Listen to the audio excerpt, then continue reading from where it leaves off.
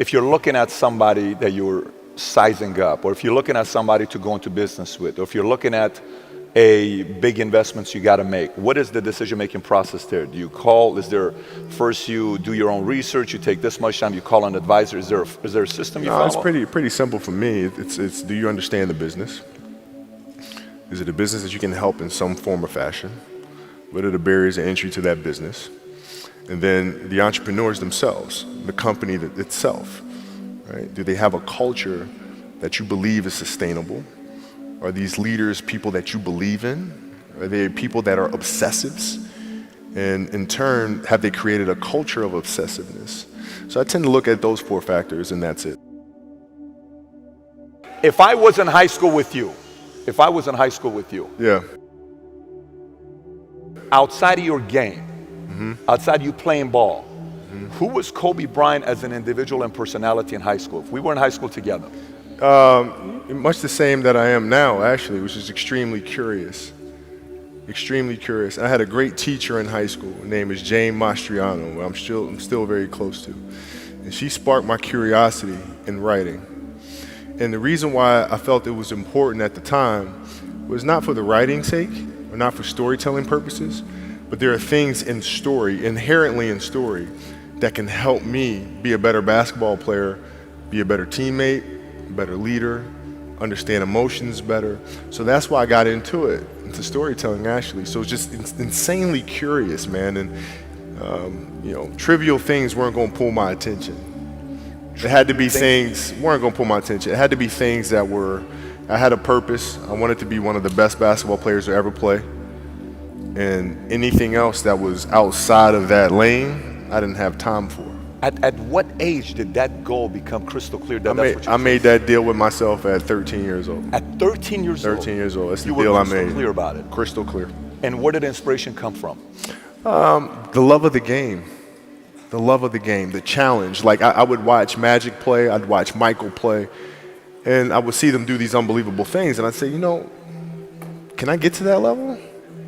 I don't know, but let's find out. Let's find out.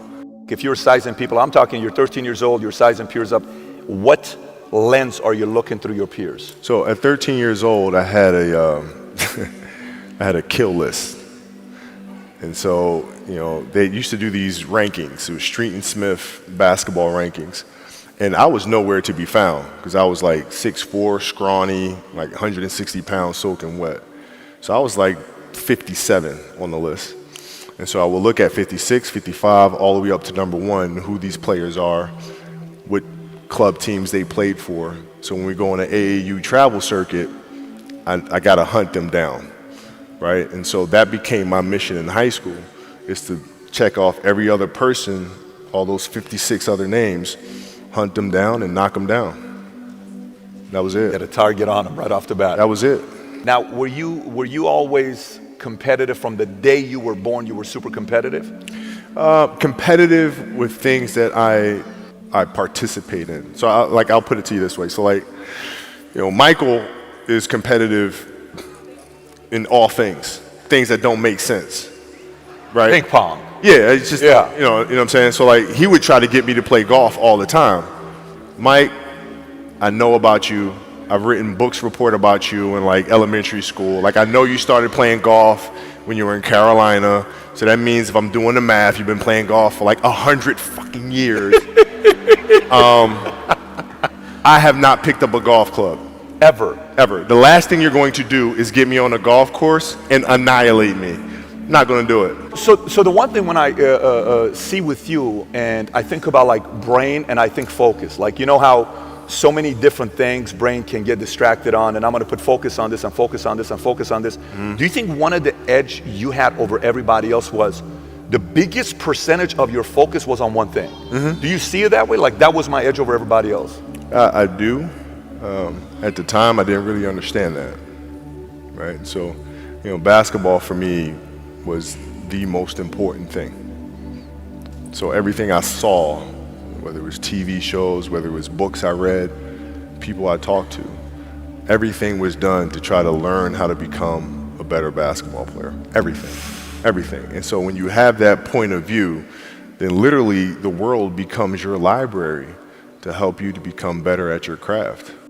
In the Muse, you said, I knew you couldn't do what I was doing because I was obsessed. I'm paraphrasing. And then you said, whether it's friends, relationship, it didn't matter. It was all basketball. Yeah. If I'm buddies with you from high school, if I'm a cousin of yours, what happened to our relationship? How did that gravitate when you went into the league and you're determined to become the greatest, or you're determined to become one of the greatest? What happens to our relationship? Oh, it suffers. It does suffer. Oh, yeah. Okay. Yeah. And you understood that. You were okay with that. Well, yeah. And the people that love you, like friends and family, like they know that about you. Got it. So they let you be you. And when you reconvene, you know, you pick back up where you left off. But make no mistake about it, everything in between is lost, right? So those long-term relationships, the commitment of time of, taking vacation. Like I see a lot of players take vacations with other players that are close friends. And they'll just take vacations just to take vacations, or just hang out just to hang out. Like I never did that. But Why not though? Why didn't you do that? Well, because when I retire, I didn't want to have to say, I wish I would have done more.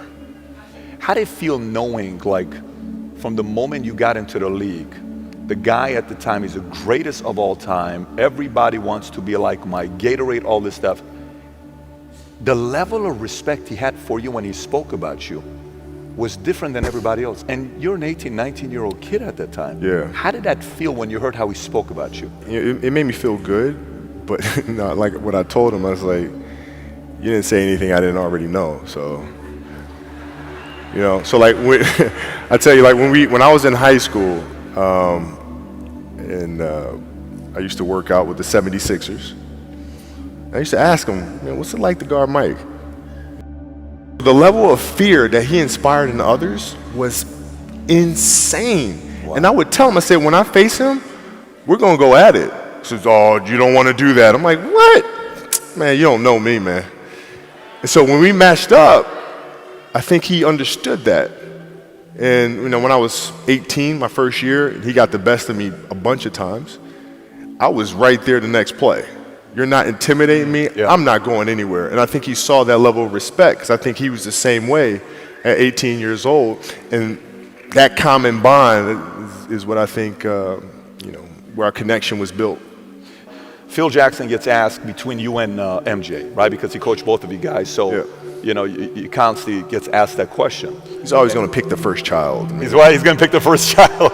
But I tell you, he said something about you that to me, it's a level of respect that any player can duplicate what he said about you. To me, the level of respect for that is a whole different level. You can't teach big hands, right? You cannot teach that, right? You cannot teach 49, 48-inch, whatever the vertical leap is, and you cannot teach that, right? Sure. But he said nobody in his history of coaching had your level of work ethic. I mean, you hear so many guys tell stories about your work ethic. Yeah. What was really your work ethic like, and for how long did you stay disciplined?